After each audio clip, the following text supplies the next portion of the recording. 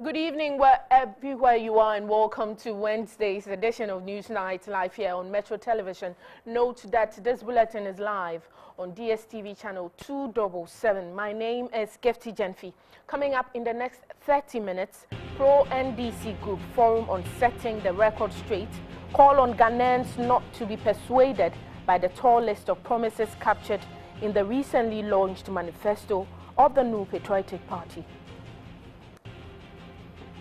Meanwhile, opposition NPP launches a fundraising campaign dubbed Adopt a Polling Station to generate funds to be used to cater for the party's polling agents who will be manning the various polling stations during the December polls. Coming up in business news, inflation rate as measured by the Consumer Price Index for September pegged at 17.2%. And missiles slammed into the biggest market in rebel-held Aleppo on Wednesday, killing at least 22 people. All these and more coming up shortly. Please stay.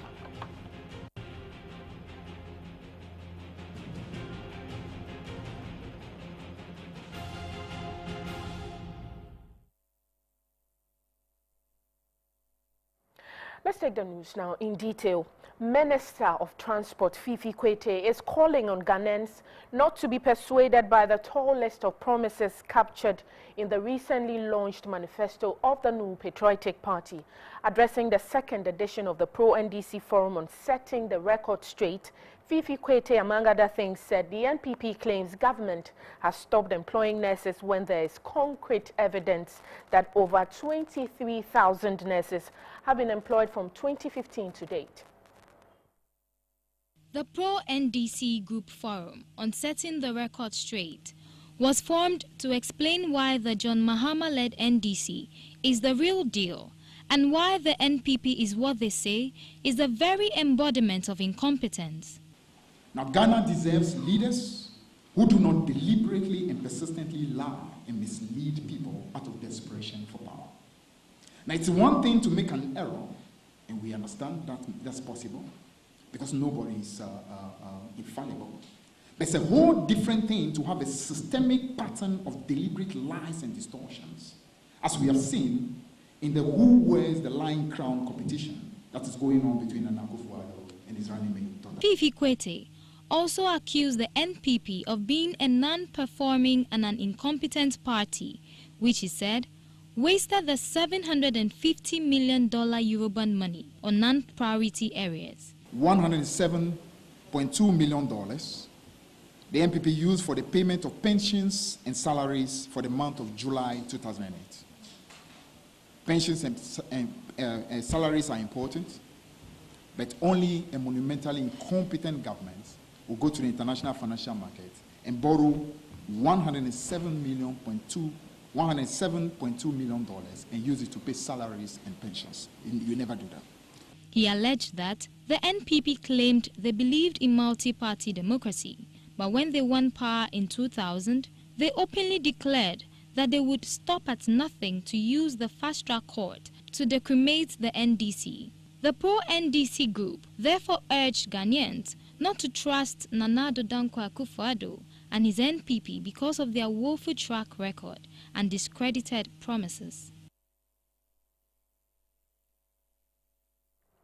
Still in politics, thousands of residents in Nima and Mamobi in the Ayawaso North and East constituencies of the Greater Accra region poured out on the streets to welcome the 2016 presidential candidate of the new patriotic party, Nana Dankwa Akufo-Addo, on Tuesday. Adele Kwesi Majdu reports. Nana Dankwa Akufo-Addo's entry into the Mamobi township saw thousands of residents coming out in their numbers to meet the man they said will alleviate them from poverty and the harsh economic conditions.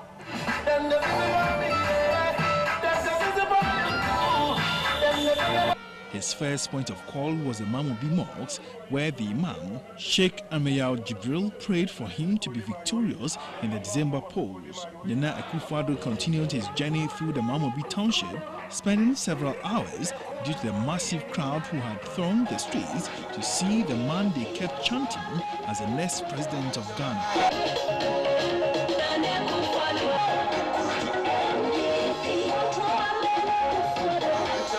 Finally, he got onto the main Mamobi road, which links to Nima, meeting a bigger crowd.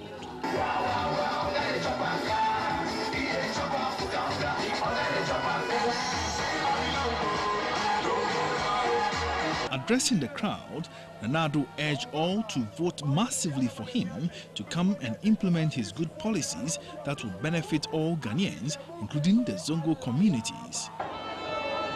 Ghana, yenyayo fa hodi desine. Ye yesika samwa. Ye shada bozongo fodi womuda. Akufo-Addo budget, the first budget of the Akufo-Addo presidency. Zongo Development Fund.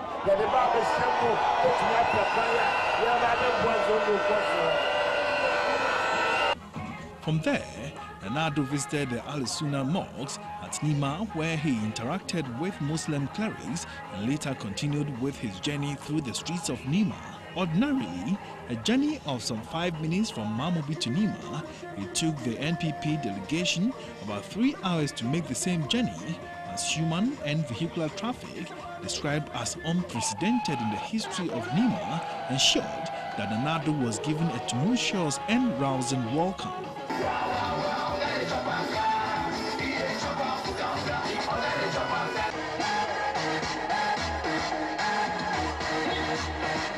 His last stop for the day was the hot coffee area within the Nima community, where he reiterated some of his good implementable policies to residents and supporters.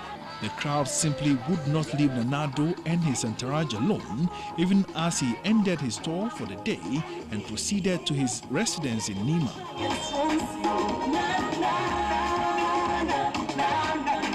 Thousands of people followed him all the way to his residence, even to the extent of entering the residence and chanting slogans, including Time Ason for Nana-Addo to be president of Ghana and Yerisisem, meaning we are changing the government. For Metro News, Adel Kwesi Machtube reporting. Still focusing on the new patriotic party, the 2016 campaign manager of the NPP, Peter McMenu, has said that Ghanaians have witnessed untold hardships under the 8 years of the NDC in office and must vote them out in the upcoming elections. According to him, President John Dramani Mahama has had the rare opportunity as president to better the lives of Ghanaians, but has failed woefully. He made these remarks at an event to launch a fundraising campaign by the NPP dubbed Adopt a Polling Station here in Accra. The largest opposition NPP, as part of activities to embark on a fruitful campaign ahead of the general elections, on Wednesday launched a new campaign dubbed Adopt a Polling Station. The fundraising initiative is expected to generate funds to be used to cater for the party's polling agents who will be manning the various polling stations during the December polls.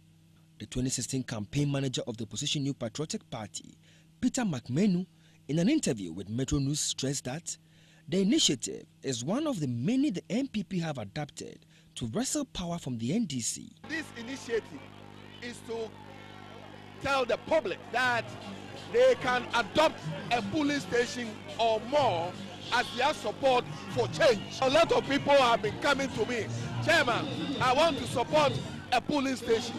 I live in this area, I will provide them with rice. I live in this area, I will cook for them. So we have to galvanize this support into a quantifiable and planned support. And that is what today's activity seeks to do. He added that President Mahama has lost touch with the real needs of Ghanaians, making them worse off under his government. We know what happened to the president yesterday at Dakuma. He was rooted at. Nana Akufo-Addo was carried shoulder high in Nima. So it tells you that Ghanaians are yearning for change. Change from incompetence, mismanagement of our economy. And that is why we think that we must secure our ballot at the polling station, and we are doing that here. Ken Oforiatta is the chairman of the NPP's fundraising committee. A lot of people who are yearning for change are also yearning for a way to participate in these elections, and they are wondering how they do it.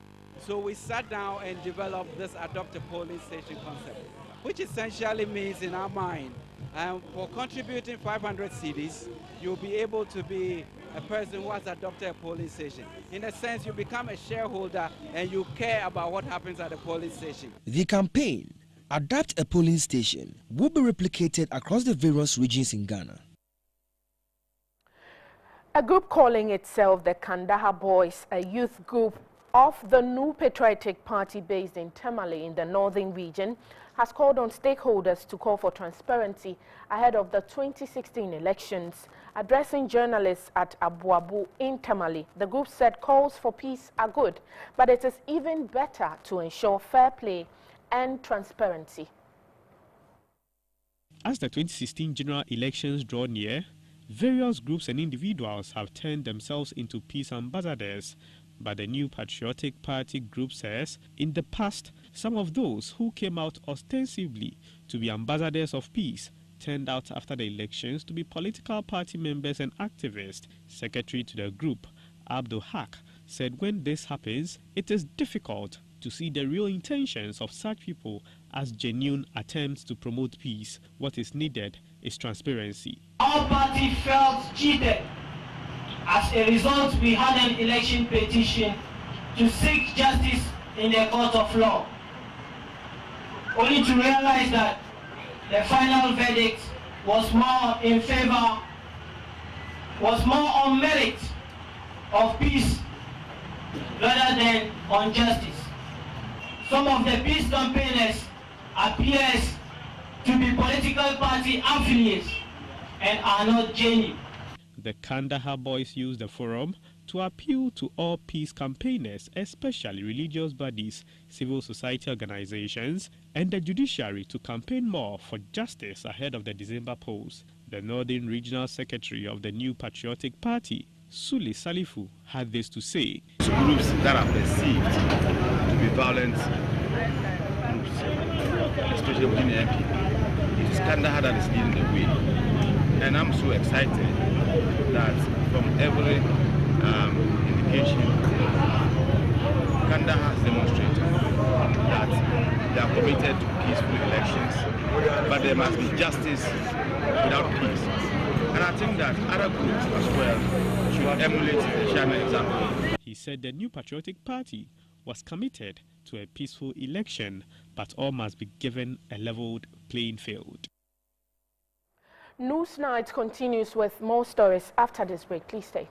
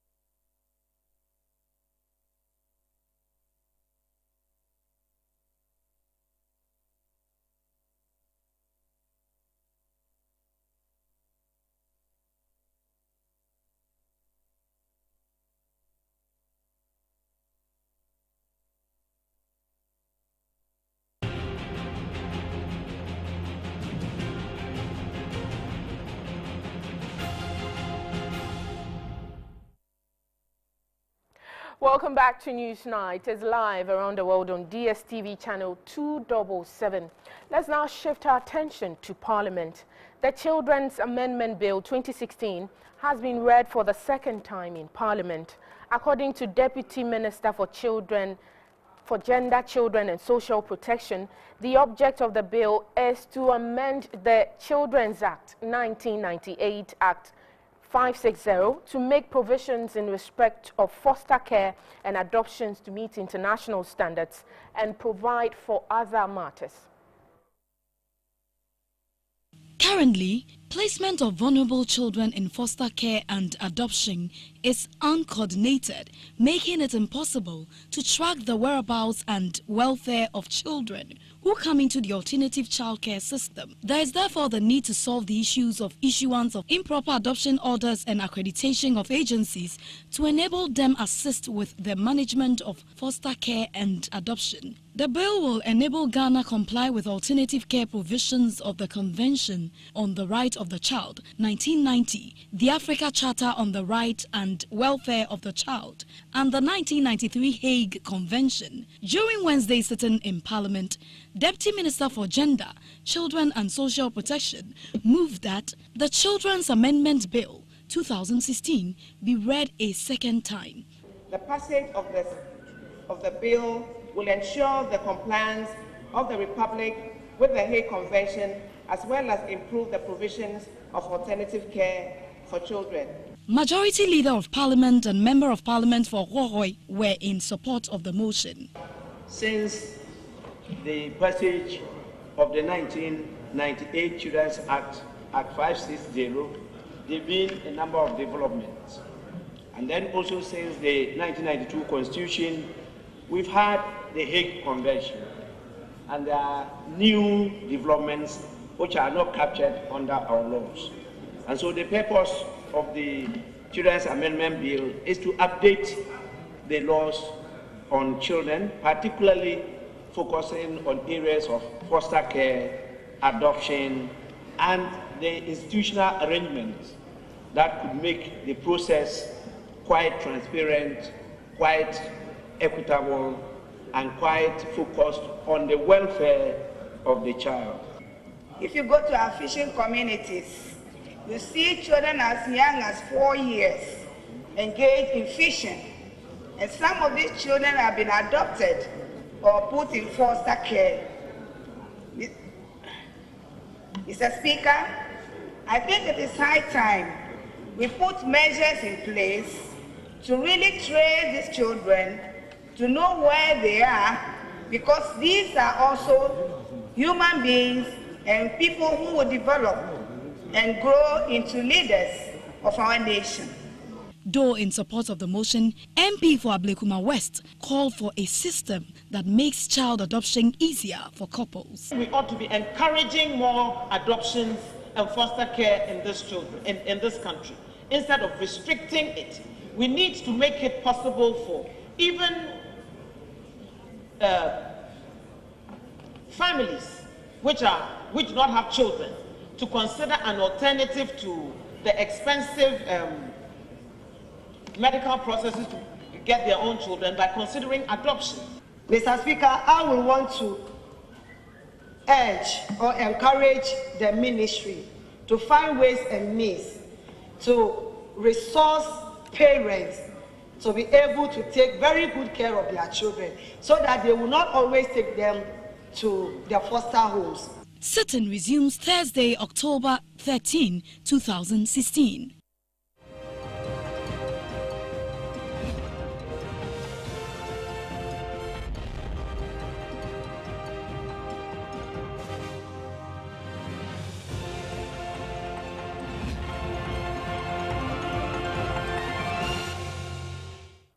Hello again. Time now for the business news. Inflation rate as measured by the Consumer Price Index stood at 17.2% in September 2016, an increase of 0.3% as compared with 16.9% recorded in August 2016.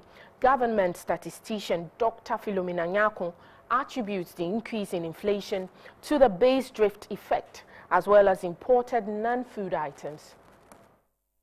In September 2016, the year-on-year inflation rate was 17.2% compared with the 16.9% recorded in August 2016. The monthly change rate in September 2016 was 0.2%, while that for August 2016 was negative 0.6%. The year-on-year non-food inflation rate for September 2016 was 21.6% compared with the 21.5% recorded in August 2016, while the food inflation rate for the same period was 9.0% compared with 8.5% recorded in August 2016. In September 2016, the year-on-year inflation rate for imported items, 18.7%, was 2.1% higher than that of locally produced items, 16.6%. The main price drivers for the non-food group inflation rate include education, 32.5%, housing, water, electricity, gas and other fuels, 28.0%, transport, 27.3%, clothing and footwear, 23.2%, and recreation and culture, 27.6%. Price drivers for the food inflation rate includes mineral water, soft drink, fruit and vegetable juices, 16.2%, coffee, tea and cocoa, 16.0%, meat and meat products, 13.1%, oils and fats, 10.3%, and milk, cheese and eggs, 9.6%. According to the government statistician, Dr. Philomena Nyako, the 0.3% rise in inflation is due to the base drift effect, as well as the prices of imported non-food products based on speculations that there could be slight depreciation of the cedi because of the upcoming elections or Christmas. The Greater Accra region recorded the highest year-on-year inflation rate of 20.8%, followed by the Ashanti region with 18.1%, while Central region recorded the lowest, 13.8%. That's all for business news this evening. Sports news is after this break. Please stay.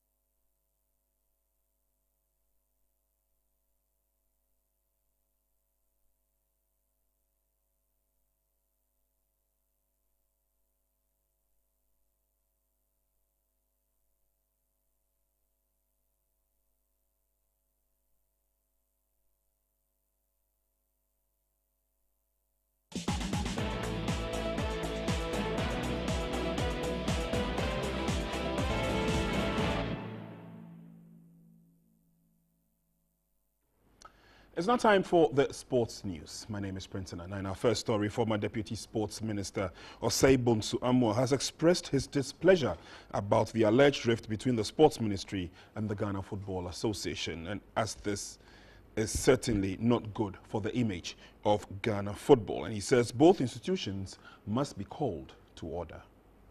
This situation where it's like fighting over a baby who is precious to everybody, it's uncalled for, very unnecessary, and it's something that we should not encourage at all. I'm surprised that this is going on, and I hope the president would have spoken to the minister by now that I should slow down in some of these utterances and statements in public, which doesn't speak well of us and which doesn't give us a good image. And after all, we rode on the back of branding, very good branding for the Black Stars to reach where they reached. for the Black Stars to get to their peak. But if you denigrate that precious commodity, how do you expect anybody to be associated or attached to such a name? That's the unfortunate part of it. Listening to the two sides, there are some issues I don't think should even come out. It's even unfortunate to have heard and to have read a report that the deputy minister says they will deal with the FA after elections. There's nothing that anybody can do or deal with an independent association. Such statements are very unfortunate and unnecessary. If you start talking this way, how would even third parties come in to try to mediate? Well, I don't think that any minister worth his salt should be making such statements. And he hasn't come out to deny it. So I take it that, indeed, those are his statements. And these are things that the president himself should know, that some of his ministers are not doing the right things for the good of sports. Does it like... Osei Bonsu is a former deputy minister for sports. Disparaging comments have been thrown here and there from the corridors of the Ghana Football Association and the Ministry of Youth and Sports. Later tonight on the Sports File, we'll be taking a look at the marriage of politics and sports and whether they work hand in hand. Join Ernest Cranting tonight on the Sports File at 9 p.m. as we discuss further the issue of politics and sports. Now, Venezuela may not be known as a top football nation, but they've qualified for the semi-finals of the ongoing FIFA Under-17 Women's World Cup after beating Mexico 2-1. Now, this means Venezuela will meet the winner of the Ghana-Korea DPR match, which will be played tomorrow at the Al Hassan International Stadium at 1 p.m. It was Central America against South America as Mexico were up against Venezuela in the quarterfinals at the 2016 FIFA Under-17 Women's World Cup. The deadlock was broken after 34 minutes. Mexico took the lead when Jasmine Enrique bundled home from close range. A minute later, though, and the scores were level. Dana Castellanos with a stunning finish. She can make a magnificent equaliser, that's what! There she is again with another stunner. Alvino Tinto were oozing confidence and netted their second through another fine finish by Castellanos. 2-1 is how things ended. Venezuela now await the winner of the clash between Ghana and North Korea in the semi-finals. And that's it for the sports news. Many thanks for your time. We'll do a very quick break, and when we come back, Gifty Genfi takes us to the top of the hour.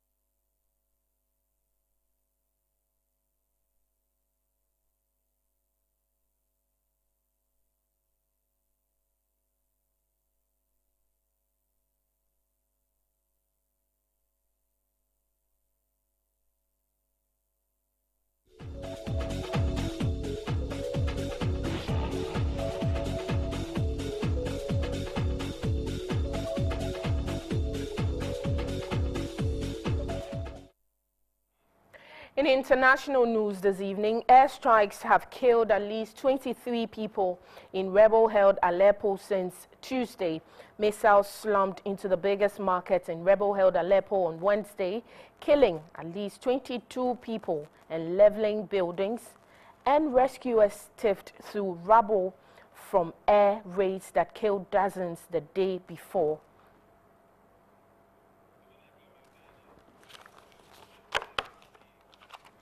Right, so this is where we end News Night, which came your way live from our studios here at Laboni.